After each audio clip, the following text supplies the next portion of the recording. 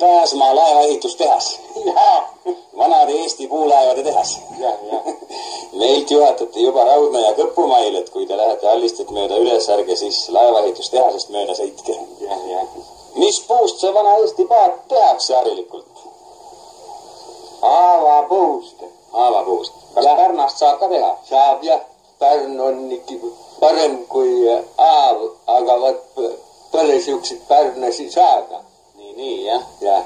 Haav on küll ka hea kerge puu. No on jah, aga Pärn on kõvem. Pärn on jah kergem veel ja peab rohkem vastu, võtab paremini tõrva sisse kui haav. Ja selle jaoks on siis kohe vastavad tööriistad olemas, millega seda õõnestatakse. Äkki siuke kaver kirver, kirka moodu jah.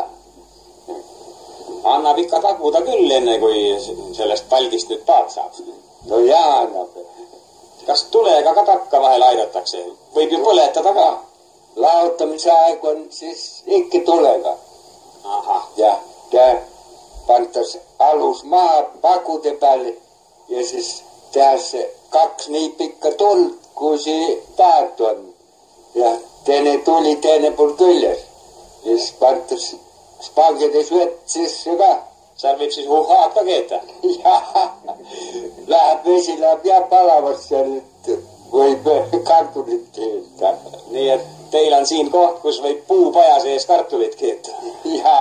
Kui on laiali laotud, siis on metsast otsid jälle siuksed kõverad kuusejuurikad. Neist paned siis need kaared sisse. Siis pärast, kui juba ära on kuinud, siis tulevad otsad ka ära teha.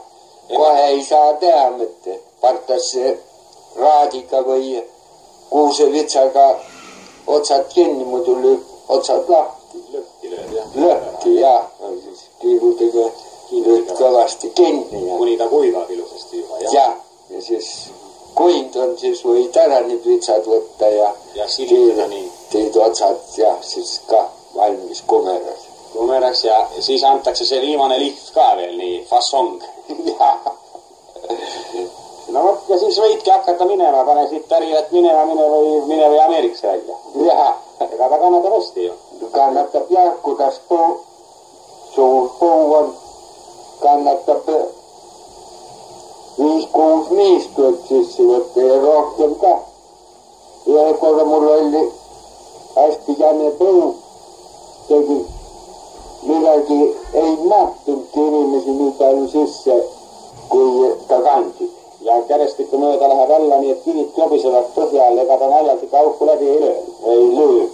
Kaua selline paat sõidab siin kusagil seal Sillavalla jõe ääres öeldi Tammetalus, et 100 aastat pidavat Pärnapuu lootsib sõitma.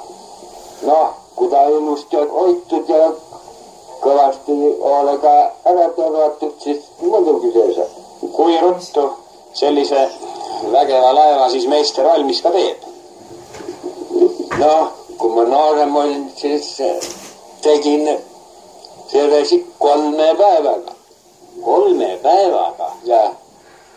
See kõlab juba nüüd päris küll nagu muinasjutt kohe. Kohe kuidagi ei taha uskuda. Aga nüüd läheb aega neile, kui ma nüüd õõnes saan. 3 päevaga paat, see tähendab, et suve jooksul võib välja lasta terve laevastiku. Jah, võib küll. Kui palju teie rekord on suve sees?